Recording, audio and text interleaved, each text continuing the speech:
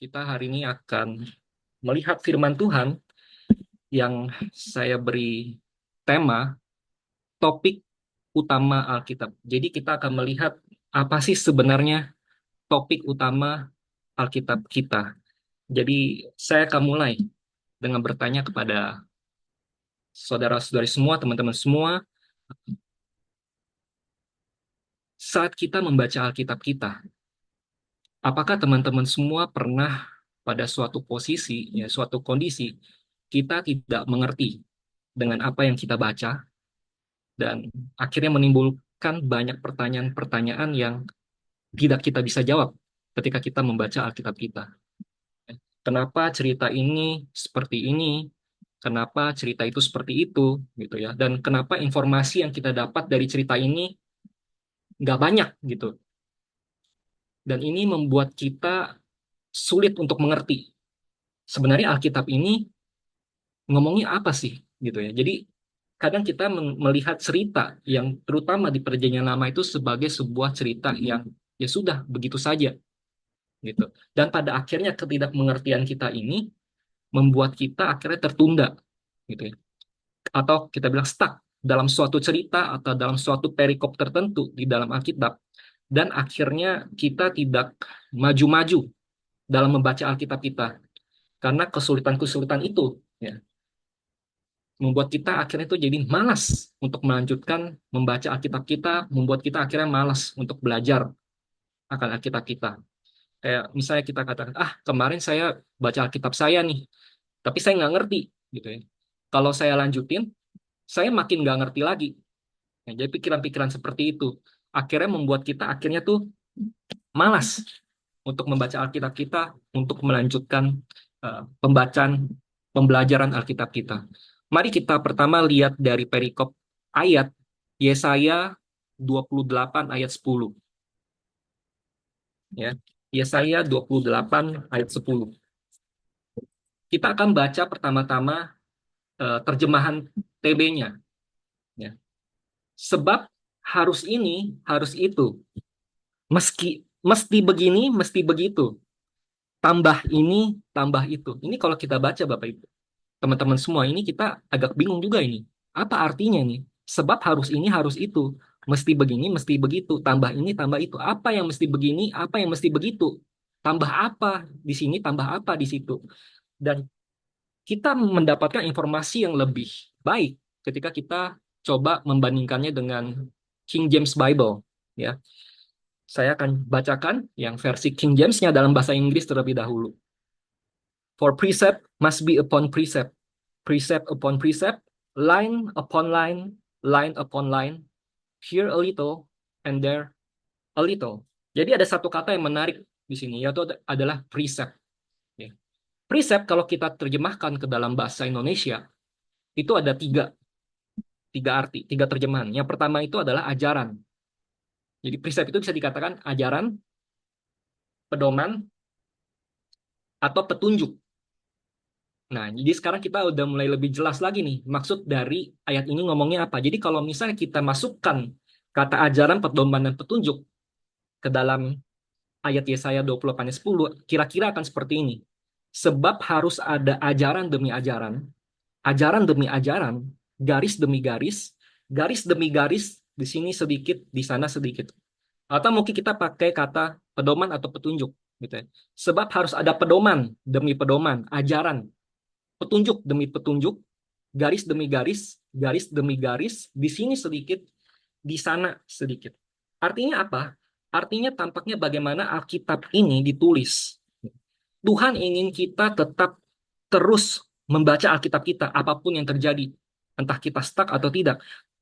Dengan kita melanjutkan membaca Alkitab kita, gitu ya, kita akan mendapatkan petunjuk demi petunjuk. Ya. Kita akan mendapatkan pedoman demi pedoman. Karena pedoman dan petunjuk itu adalah ayat-ayat Alkitab itu sendiri yang tersebar di dalam Alkitab kita. Jadi kalau kita sampai stuck, itu akan sangat sayang sekali. Jadi kita harus melihat petunjuk-petunjuk dari ayat-ayat lainnya. Supaya kita dapat mengerti satu topik yang kadang kita tidak mengerti. Gitu. Itulah sebabnya kadang kita tertahan di suatu topik atau di suatu titik kecil, kita sulit untuk lepas dari titik itu. Itulah sebabnya hari ini kita akan melihat dari sudut pandang yang agak berbeda. Kita hari ini akan lihat tidak dari titik kecil itu, tetapi kita melihatnya dalam sebuah gambaran yang lebih besar. Kita ibaratkan Alkitab ini sebuah lukisan yang besar, ya, lukisan yang besar, dan kita mundur, kita mengambil langkah mundur, dan kita melihat lukisan itu secara keseluruhan, gitu.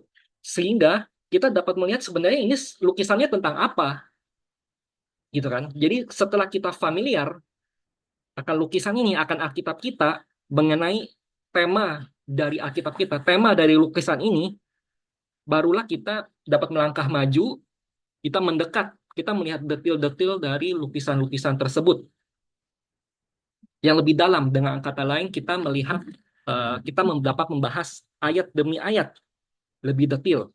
Tapi kita harus tahu dulu sebenarnya Alkitab ini berbicara apa, tema secara keseluruhan. Itulah sebabnya kita melangkah mundur, kita melihat Alkitab ini ibaratkan sebagai sebuah lukisan yang besar, kita melihatnya, kita memahaminya, baru kita membahas ayat demi ayat lebih mendalam. Kita mendekat kepada ayat per ayat lebih mendalam. Kita akan melihat ada beberapa sudut pandang, ya, tema dalam Alkitab. Yang pertama, kita akan melihat sudut pandang secara klasik atau pada umumnya yang diajarkan di sekolah-sekolah Alkitab. Ya, sudut pandang ini adalah sudut pandang redemption atau penebusan. Ya, ini sangat umum sekali karena jika kita ketemu seseorang gitu ya, kita bertanya, sebenarnya Alkitab itu ngomong apa sih? Kalau dari perspektif kita sebagai seseorang yang diselamatkan oleh Tuhan Yesus, tentu perspektif kita ya, Tuhan datang menjadi manusia, mati di atas kayu salib, menembus dosa-dosa saya. Itu otomatis menjadi tema redemption. Itu apakah itu salah? Itu tidak salah. Ini hanya salah satu, ya, yang tema yang pada umumnya kita lihat sebagai seorang manusia gitu ya. Dan tema penebusan ini, teman-teman semua, ini di dalam Alkitab contohnya ada banyak sekali, dan contohnya ini kita bisa dapat dari permulaan Alkitab kita, yaitu di kitab Kejadian. Ya, kita akan lihat beberapa contoh dalam uh, Alkitab kita. Yang pertama, tentunya kita melihat Adam dan Hawa. Ya, di mana mereka setelah mereka jatuh ke dalam dosa, hal yang pertama mereka lakukan adalah mereka membuat pakaian. Tapi pakaian yang pertama kali mereka buat itu adalah pakaian dari daun-daun. Ya, pakai daun-daun jadi ditutupin gitu. Tetapi Tuhan mengganti pakaian mereka dengan apa? Dengan kulit binatang. Nah, indikasinya apa? Indikasinya ada binatang yang mati. Jadi untuk memberikan kita pakaian yang dari kulit itu harus ada yang mati, darah tertumpah gitu. Ini adalah gambaran penebusan. Yang kedua adalah Kain dan Abel. Kain dan Abel ini cerminan sekali dari orang tua mereka, ya, di mana Kain mempersembahkan daun-daunan juga, buah-buahan, kita katakan vegetarian gitu ya. Sama seperti ketika Adam dan Hawa, mereka pertama kali jatuh ke dalam dosa, yang mereka lakukan adalah dari daun-daunan itu dikenakan ke tubuh mereka gitu. Dan Abel memberikan apa? Memberikan binatang, lagi-lagi binatang yang mati, ada darah yang tertumpah. Itu adalah gambaran penebusan. Yang ketiga kita lihat Nabi Nuh gitu ya. Nabi Nuh setelah bah selesai gitu ya, air bah selesai, yang pertama dilakukan adalah dia memberikan korban bakaran kepada Tuhan. Ada yang mati lagi. Gitu, itu gambaran penebusan. Yang keempat, kita lihat eh, Bapak Abraham. Ini adalah gambaran yang kita bilang the perfect picture of Jesus Christ gitu ya. Karena Bapak Abraham mengorbankan anaknya, satu-satunya anaknya gitu kan. Seperti Allah Bapa, dia mengorbankan anaknya yang tunggal, Tuhan Yesus Kristus. Ini adalah the perfect picture. Ini gambaran yang sempurna redemption itu, dari sudut pandang redemption.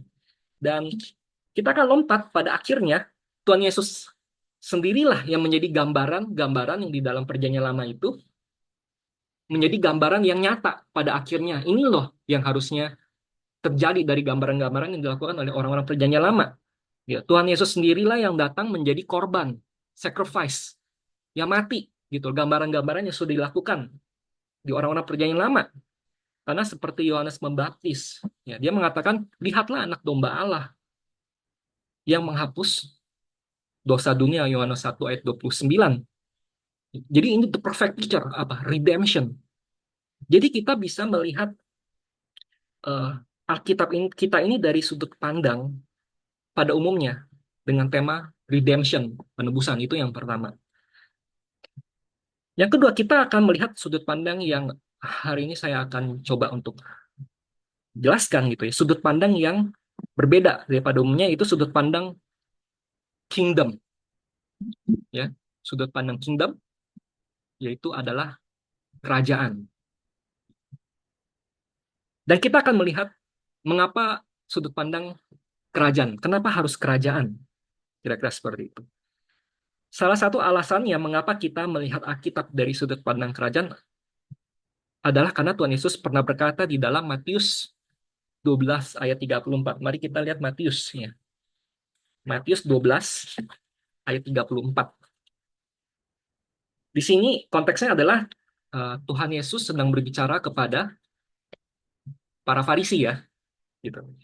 Saya akan baca yang terjemahan Indonesianya TB. Hai kamu keturunan ular beludak, bagaimanakah kamu dapat mengucapkan hal-hal yang baik, sedangkan kamu sendiri jahat? Karena yang diucapkan mulut meluap dari hati. Jadi yang ingin saya tekankan adalah karena yang diucapkan mulut meluap dari hati. Kita coba baca yang King James-nya ya. O generation of vipers, how can you being evil speak good things? For out of the abundance of the heart, the mouth speak. Jadi apa yang ada di dalam hati kita, ini mulut ini kita yang berbicara. Kita bisa mengetahui hal tersebut. Jadi ini adalah sebuah prinsipal ya, prinsipal yang Tuhan Yesus sudah tetapkan dan Tuhan Yesus sendiri yang ngomong. Ini ya, Tuhan Yesus sendiri yang ngomong karena yang diucapkan mulut meluap dari hati. Jika kita merenungkan perkataan Tuhan Yesus ini, ya ini sangat menarik dan sangat tepat dan sangat relevan terhadap kita manusia ya pada umumnya sehari-hari gitu, sifat manusia secara psikologi. Gitu. Apa yang ada di hati kita itulah yang akan dibicarakan oleh mulut kita. Kita dapat mengetahui kesukaan seseorang, hobinya, dia sedang suka apa, ya, apa yang dia tonton satu minggu ini, gitu ya. Apa masalah apa yang terjadi dalam hidupnya dia, itu dari apa yang diucapkan. Bapak Ibu sering lihat juga kan, nah, teman-teman semua misalnya ada orang curhat di sosmed, itu kan dengan kata lain dia mengucapkan apa yang ada di dalam hati dia, curhat di sosial media dan segala macam. Atau contoh lainnya misalnya seorang pasangan gitu ya, Pak, pasangan pemuda gitu yang sedang pacaran. Kalau zaman sekarang kita bilangnya mereka sedang bucin-bucinnya, ya, budak cinta. Mereka sedang jatuh cinta, falling in love gitu ya. Apa yang mereka akan bicarakan gitu. Oh, pasti yang akan diomongin itu kan pasangannya terus. Benar kan? Oh, pasangan saya hobinya gini nih. Oh, dia makannya sukanya ini. Dia hobinya ini dan itu, begitu. Jadi dari contoh itu saja kita dapat melihat bahwa apa yang Tuhan Yesus katakan itu benar gitu. Contoh hobi, contoh lainnya misalnya, misalnya ada satu anak remaja gitu ya, dia mulai mengerti apa yang namanya hobi gitu. Terus hobinya misalnya dia mulai belajar apa yang ada yang namanya sepak bola, gitu kan. Wah, dan kemudian dia suka jatuh cinta dengan hobi dia yaitu sepak bola. Kira-kira apa yang akan terjadi dengan anak remaja ini? Oh, dia akan nonton bola dong. Pasti. Klub Inggris kayak klub Indonesia gitu kan yang sekarang lagi hype banget nih Indonesia gitu kan. Dia akan nonton dimanapun. Misalnya ada nonton bareng, dia akan ikut karena itu ada yang di dalam hati dia. Terus kemudian selanjutnya apa? Dia akan koleksi baju-bajunya. Beli jersey terus. Semua klub dibeli jersinya. ya kan? Ketemu teman, mainnya apa? Janjiannya apa? Main bola. Udah selesai ketemuan sama teman, janjian main bola di rumah, dia main game lagi, dia main gamenya apa? Game bola lagi. Itu yang ada di dalam hati dia. Jadi berdasarkan perkataan Tuhan Yesus sendiri, prinsip Tuhan Yesus yang sudah tetapkan itu sendiri, mari sekarang kita coba terapkan itu di dalam Alkitab, gitu ya. Secara statistik, dengan kita mengumpulkan informasi jumlah kata yang ada di dalam Alkitab, gitu ya. Referensi apa yang paling banyak dibicarakan, kira seperti itu. Oke, sekarang kita akan coba melihat statistiknya, gitu ya, datanya. Kingdom ini saya carinya berdasarkan King James Bible ya. Jadi kingdom atau kingdoms, singular atau plural, tuh, itu muncul datanya sebanyak 399 kali. Lalu coba kita referensikan di kata-kata yang lainnya seperti salvation yang tadi misalnya ya, yang perspektif yang awal. Salvation penebusan, righteousness kebenaran, faith iman, redemption penebusan yang tadi pertama, kita tidak akan menemukan jumlah kata ini secara statistik tidak sebanyak kingdom or kingdoms. Jadi ini adalah data, teman-teman. Saudara-saudari semua yang kasih dalam Tuhan Yesus. Ini adalah data yang nggak bisa dibantah. Gitu. Bukan berarti topik yang pertama tadi kita lihat itu salah. Tapi kalau kita mau lihat secara statistik, kingdom dan kingdoms ini itu di atas. Kita bilang puncaknya. Yang paling banyak diomongin di Alkitab. Ya, bukan berarti salvation itu tidak penting. Redemption itu tidak penting. Tapi ini berdasarkan prinsip dari Tuhan Yesus sendiri yang Tuhan Yesus katakan tadi di atas di Matius 12 ayat 34. Ya. Bahkan jika kita renungkan kembali, ya, kingdoms ini, topik tema kerajaan ini, bisa kita temukan dari permulaan Alkitab kita. Ya, mari kita coba lihat di buka Alkitab kita di Kejadian 1 ayat 26 dan 28. Ya, ini kita akan coba baca bersama-sama. Saya akan bacakan kita dari TB-nya terlebih dahulu ya. Berfirmanlah Allah, baiklah kita menjadikan manusia menurut gambar dan rupa kita supaya mereka, ini yang saya tekankan, berkuasa. Atas apa? Atas ikan-ikan di laut dan burung-burung di udara dan atas ternak dan atas seluruh bumi dan atas segala binatang melata yang merayap di bumi. Jadi yang pertama dikasih ke manusia itu adalah kuasa. Ini bahasa Inggrisnya kita lihat di King James, ini akan lebih jelas gitu. And God said, let us make man in our image, after our likeness, and let them have apa? Dominion. Apa arti dominion itu? Kekuasaan, ya kan? Kita menguasai suatu wilayah tertentu, dominion, itu kan, over the fish of the sea dan lain-lainnya. Lalu yang di ayat 28 juga begitu. Allah memberkati mereka, lalu Allah berfirman kepada mereka, beranak cuculah dan bertambah banyak, penuhilah bumi dan taklukkanlah itu. Berkuasalah atas ikan-ikan di laut dan burung-burung di udara dan atas segala binatang yang merayap di bumi. Bahasa Inggrisnya, and God blessed them and God said unto them, be fruitful and multiply and replenish the earth and subdue it and have dominion. Lagi-lagi dominion dikasih. Sebelum mereka jatuh ke dalam dosa, sebelum penebusan itu akhirnya harus diberikan kepada manusia. Jadi selain data statistik gitu ya, kata kingdom dan kingdoms itu lebih banyak. Yang pertama kali diberikan kepada manusia itu bukan redemption, tapi kekuasaan gitu ya.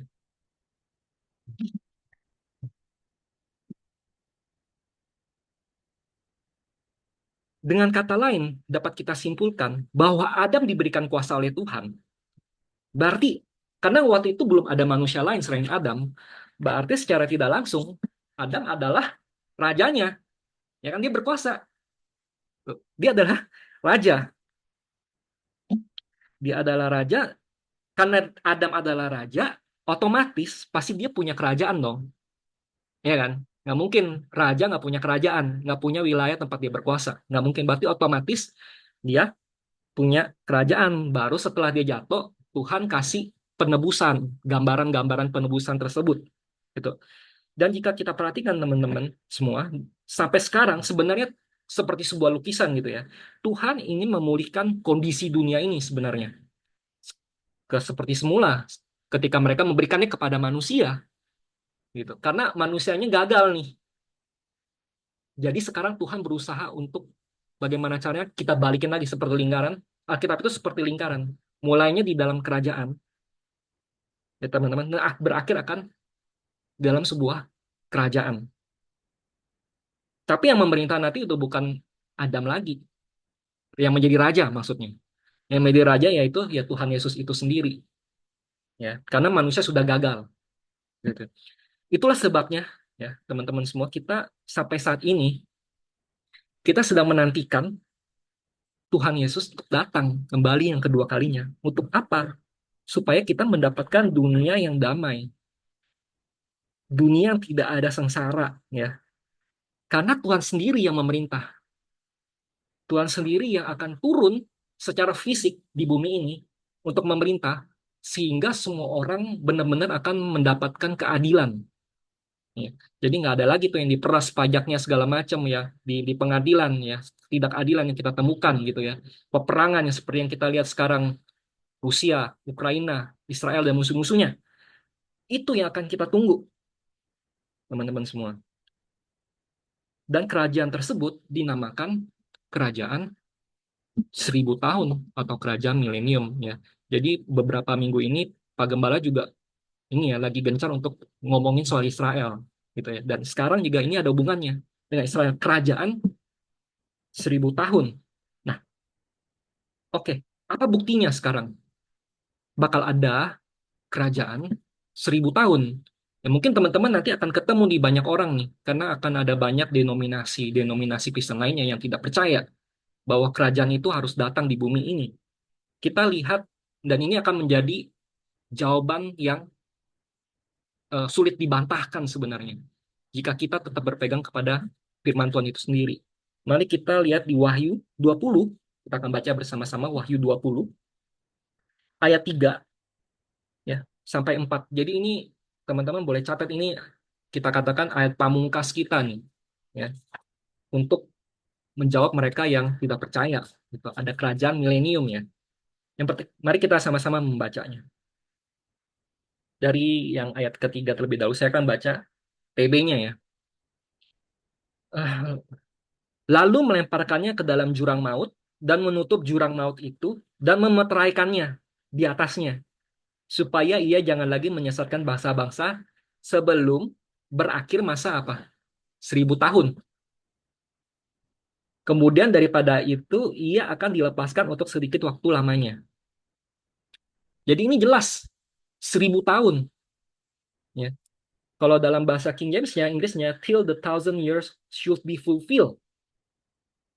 Kalau kita lihat di TB ini, teman-teman perhatikan ya, eh, ada implikasi bahwa kalau kita coba kita lihat bahasa Inggrisnya, till the 1000 years should be fulfilled. Kalau kita terjemahkan ke dalam bahasa Indonesia, sampai 1000 tahun itu digenapi. Nah ini yang sepertinya tidak ada di terjemahan TB. Ya, sebelum di TB cuma ditulis sebelum berakhir masa 1000 tahun. Jadi informasinya kurang jelas gitu. Tapi kalau kita lihat di King James, till the 1000 years should be fulfilled. Harus digenapi.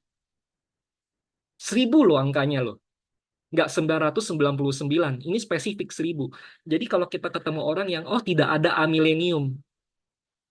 Bapak kasih lihat, teman-teman semua kasih lihat ayat ini ada nih 1000, 1000, 1000 nih. 3 kali dimension. Masa iya tiba-tiba kita bilang nggak ada 1000 tahun.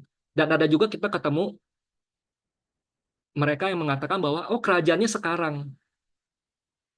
Sudah Tuhan Yesus sudah ada memerintah gitu. Kalau misalnya dia katakan sekarang, teman-teman, kita tanya balik dari tahun berapa sampai tahun berapa. Sekarang udah tahun 2024. Kalau kamu katakan sekarang atau udah pernah dari tahun berapa milenium itu terjadi. Mereka akan sulit menjawab hal ini. Tuh. Kita lanjutkan nomor ayat 4. Ya. Lalu jadi ini konteksnya adalah tribulasi, teman-teman. Makanya grade kita, makanya kitab itu belum selesai. Makanya kita sedang menunggu Tuhan datang, kita di rapture, tribulasi, baru milenium. Jadi ini adalah setup-nya sebelum milenium itu terjadi. Gitu. Lalu aku melihat tahta-tahta dan orang-orang yang duduk di atasnya, kepada mereka diserahkan kuasa untuk menghakimi. Aku juga melihat jiwa-jiwa mereka yang telah dipenggal kepalanya karena kesaksian tentang Yesus dan karena firman Allah, yang tidak menyembah binatang itu dan patungnya, dan tidak juga menerima tandanya pada dahi dan tangan mereka yang 666, 666, dan mereka hidup kembali dan apa memerintah sebagai raja-raja bersama dengan Kristus untuk masa 1000 tahun.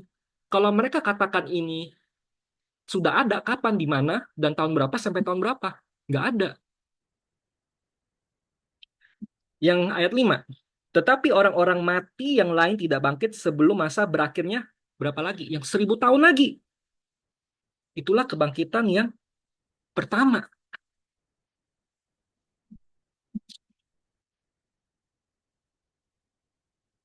Itulah sebabnya, teman-teman semua, sudah dikasih dalam Tuhan Yesus, ya. Kita melihat bahwa Alkitab ini belum selesai. Ada banyak hal yang harus dipenuhi. Salah satunya tadi, 1000 tahun itu harus dipenuhi. Dan itu belum terjadi. Gitu. Kita percaya bahwa Alkitab ini belum selesai digenapi, terutama mengenai kerajaan milenium atau kerajaan 1000 tahun yang akan datang, di mana Tuhan Yesus sendiri yang akan datang kembali menjadi raja, memerintah di bumi ini bersama-sama dengan kita semua, ya, yang di zaman gereja ini, di mana? Di Yerusalem. Dan itu spesifik, Abi, Yerusalem. Nah, dengan kita memahami hal ini yang disampaikan oleh Alkitab, kita dapat mengerti kok ada banyak orang ya, eh, akhirnya kita bisa melihat kondisi dunia ini secara global, apa yang terjadi. Perang, terutama Israel dan musuh-musuhnya di Timur Tengah. Karena secara tidak langsung, teman-teman semua, dunia ini ingin Israel itu punah, ya kan? Mereka, yel-yel mereka itu dalam bahasa Inggris, from river to the sea. Artinya apa? Artinya orang Israel harus cabut. Semua dari wilayahnya Israel, Yerusalem, semua harus cabut. Bagaimana bisa cabut? Keluar dari situ. Di satu-satunya harus genosida dong Israelnya itu. Yang harus dibunuh mereka semua. Ya, makanya perang. Sama halnya ketika kedatangan Tuhan yang pertama kali. Jika teman-teman perhatikan, kedatangan Tuhan Yesus yang pertama kali, di mana Raja Herodes waktu itu memerintah, ya. Raja Herodes memerintah. Raja Herodes memerintahkan apa? Untuk membunuh semua bayi Yahudi yang berumur 2 tahun ke bawah. Benar kan?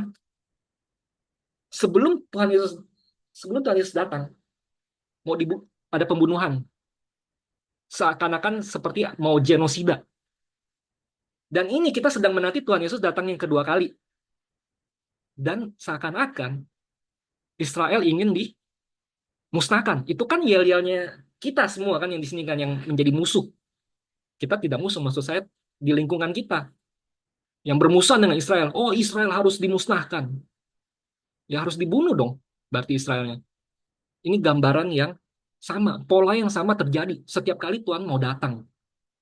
Gitu. Harus berurusan dengan bangsa Israel spesifik. Karena perang Ukraina dan Rusia itu nggak seheboh Israel dan musuh-musuhnya. Gitu. Jadi pola ini terjadi sama. Coba sekarang kita juga, saya akan uh, membuat perspektif lain gitu ya. Kita menyampaikan perspektif lain. Kita berandai-andai sekarang. Kita menempatkan diri kita dalam perspektif Allah Bapa. Momen apa yang paling membuat seorang bapa itu bahagia? Yang pertama, ketika melihat anaknya mati disalib, atau ketika melihat anaknya duduk memerintah sebagai raja. Kira-kira nih, sebagai seorang bapak, kalau saya punya anak, ya tentu saya nggak mau lihat anak saya mati dong. Saya mau lihat anak saya sukses, bahagia dalam hidupnya, sukses dalam hidupnya. Sebenarnya begitu pun juga dengan Bapa, gitu. Dia justru momen Tuhan Yesus mati, ya. Mari kita lihat ya di dalam Markus 15 ayat 34. Markus 15 ayat 34. Kita akan melihat bagaimana sikap ya, sikap dari Bapa, Allah Bapa. Saya akan bacakan dari TB-nya. Dan pada jam 3 berserulah Yesus dengan suara nyaring, Eloi, Eloi, lama sabatani, yang berarti Allahku, Allahku. Jadi Tuhan Yesus anak teriak kepada Allah Bapa, gitu ya. Allahku, Allahku, mengapa engkau meninggalkan aku? Gitu kan. My God, why hast thou forsaken me? Kenapa? Ya karena pada waktu Tuhan Yesus disalib, itu adalah pada waktu di mana Tuhan Yesus itu menjadi kemanusiaannya adalah yang paling berdosa. Karena dia menanggung apa? Dia menanggung dosa seisi dunia. Dia menanggung dosa kita yang di future. Dia menanggung semua dosa kita. Dia menjadi orang yang paling berdosa. Itulah sebabnya Bapa memalingkan wajahnya, tidak mau melihat Tuhan Yesus kita yang mati di atas kayu salib. Ya karena secara manusia juga Bapa itu sedih gitu kan ya, melihat anaknya menderita. Dan jika kita melihat kejadian itu lagi kembali, Tuhan Yesus Kristus pernah berdoa, jika biarlah cawan ini berlalu, jika memungkinkan ya, biarlah cawan ini berlalu. Artinya apa kematiannya? Itu adalah doa Tuhan Yesus. Jadi Tuhan Yesus sebenarnya berdoa seperti itu. Tapi apa respon Bapa? Dikabulkan nggak? Puji Tuhan sih nggak dikabulkan. Ya, Bapak tetap tidak mau mengabulkan doa Tuhan Yesus itu. Jadi ini juga salah satu penghiburan bagi kita ya. Tuhan Yesus aja ada satu doa yang tidak dikabulkan, apalagi kita gitu. Jadi kita juga harus tetap mengkoreksi diri kita mengapa kadang-kadang doa kita ini tidak dijawab Tuhan gitu ya. Tidak tidak sesuai dengan kehendaknya. Itu adalah jawaban yang sempurna gitu dalam karena tidak sesuai dengan kehendak Allah Bapa. Makanya kita tidak dikabulkan karena Tuhan Yesus sendiri pun tidak dikabulkan doanya. Ya, puji Tuhan karena hal itu tidak dikabulkan, kita semua beroleh keselamatan, penebusan. Nah, lalu momen apa nih sebagai seorang bapa? Tadi Allah Bapa dia memalingkan wajah yang tidak mau melihat, meninggalkan anaknya. Justru momen yang paling spesial buat Bapak adalah melihat anaknya bertata. Dan itulah ya, menguatkan ajaran bahwa Tuhan Yesus akan datang memerintah di bumi ini.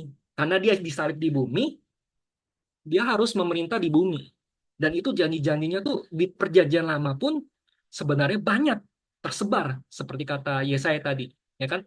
Petunjuk demi petunjuk, pedoman demi pedoman, garis demi garis, di sini sedikit, di sana sedikit. Akhirnya terbangunlah sebuah teologi yang bagus yang kita katakan Alkitabiah gitu. Bukan sekedar dicatat di dalam Alkitab, tapi kita menyusunnya seperti sebuah Lego, sebuah benang atau sebuah puzzle. Harus pas gitu. Tidak boleh akhirnya menimbulkan pertanyaan-pertanyaan lain gitu ya. Dan juga kita bisa melihat eh, kisi-kisi ini di dalam kisah murid-murid Tuhan Yesus di Kisah Para Rasul 1 ayat 6. Yang kita lihat di Kisah Para Rasul 1 ayat 6. Ini juga menjadi ayat andalan kita semua yang percaya bahwa ada kerajaan di bumi ini. Maka bertanyalah mereka yang berkumpul di situ, Tuhan, maukah engkau pada masa ini memulihkan kerajaan bagi Israel? Gitu. Will thou at this time restore again the kingdom of Israel? The kingdom to Israel. Nah, sekarang pertanyaannya, ini kingdomnya kingdom apa? Physical atau spiritual? Kalau kita baca.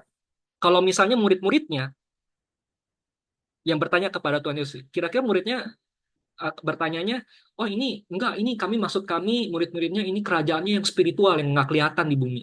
Nggak mungkin. Karena mereka menunggu Mesias mereka, karena selama ini mereka dipimpin oleh raja. Bahkan ada kitab satu raja-raja, kitab dua raja-raja, ya. Justru mereka menantikan raja itu yang adalah anak Daud, gitu kan? Jadi dari ayat ini aja, ini sebuah ayat yang kuat bagi kita untuk mengatakan bahwa kerajaan itu akan datang, belum datang. Kerajaan itu akan datang secara fisik, hadir di bumi kita ini.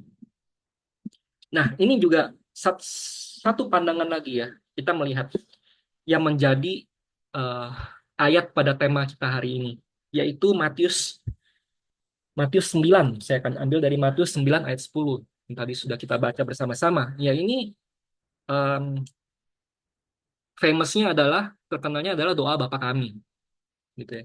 Dan banyak sekali gereja yang hafal akan ayat ini, berdoa dengan memakai ayat ini menjadi doa yang paling famous, gitu ya. Tapi ada juga yang mereka berdoa menggunakan doa Bapa kami ini, tapi mereka tidak percaya bahwa kerajaan milenium itu akan datang. Padahal dalam ayat ini Tuhan Yesus yang ajarkan sendiri ya, bahwa kerajaan itu akan datang. Kerajaan fisik hadir, akan datang.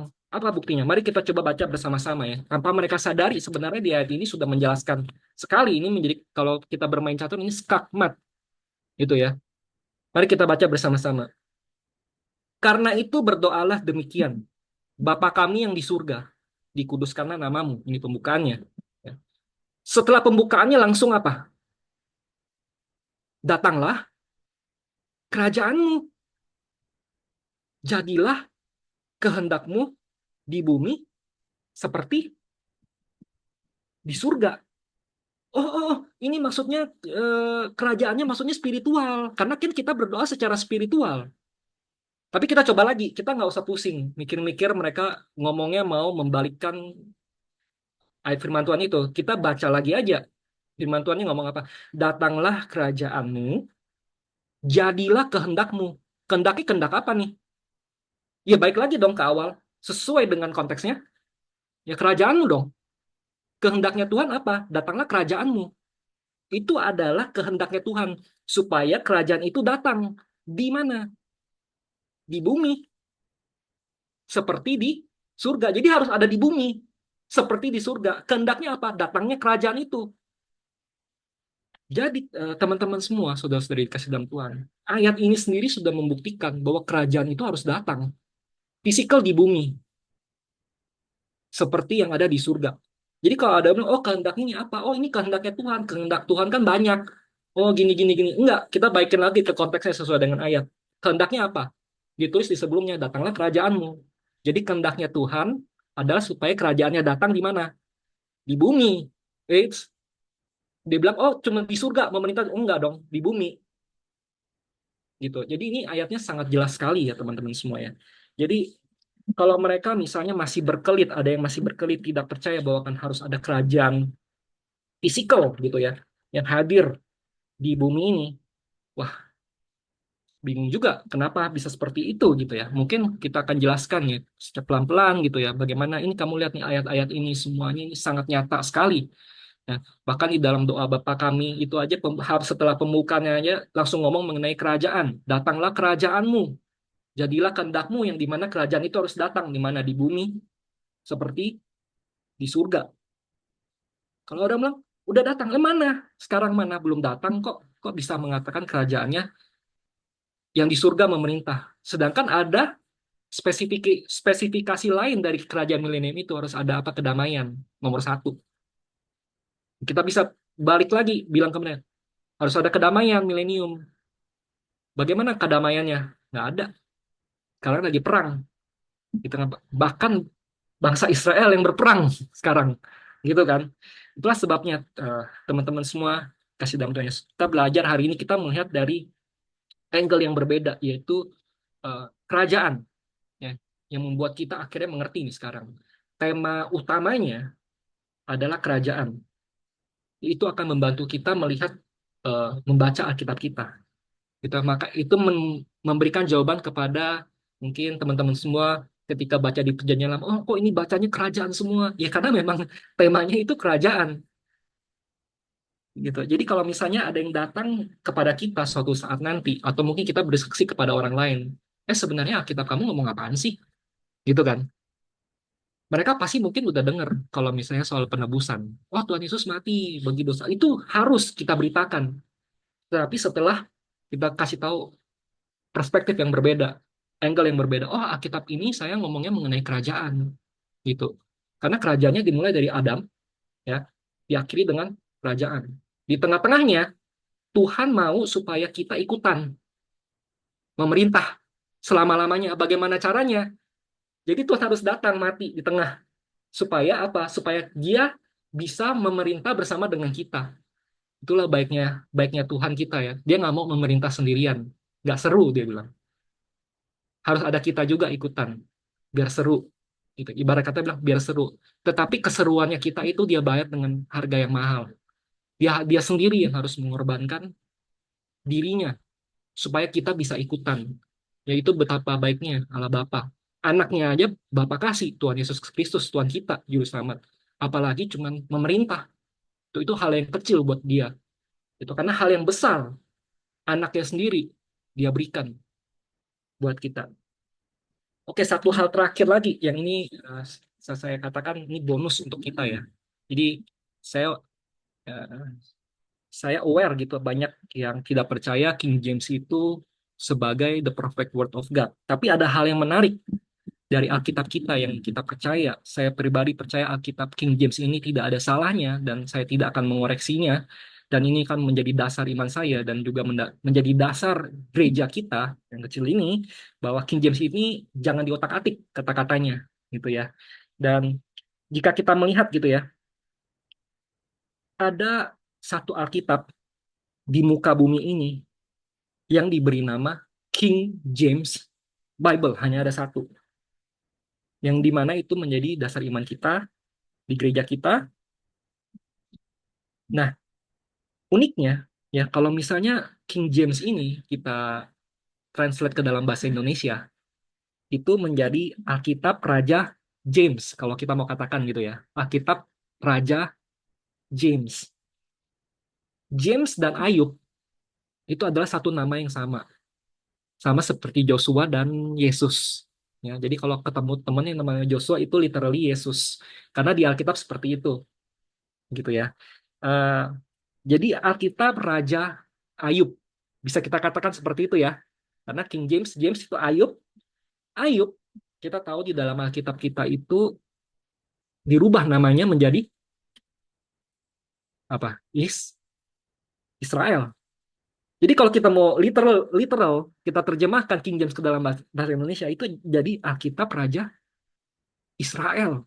Siapa rajanya Israel? Yesus Kristus. Jadi ini sangat unik sekali. Alkitab kita yang dimana kita lihat pada siang hari ini, temanya adalah kerajaan dan mempunyai Alkitab yang disebut Alkitab Raja Israel, yang dimana rajanya itu adalah Tuhan Yesus sendiri. Itulah sebabnya saya sendiri pribadi percaya bahwa King James ini sangat spesial. Dan King James ini adalah Tuhan Yesus itu sendiri. The King of Israel. King Jesus Christ. Oke, sampai di sini pemberitaan firman Tuhan kita pada siang hari ini. Mari kita berdoa.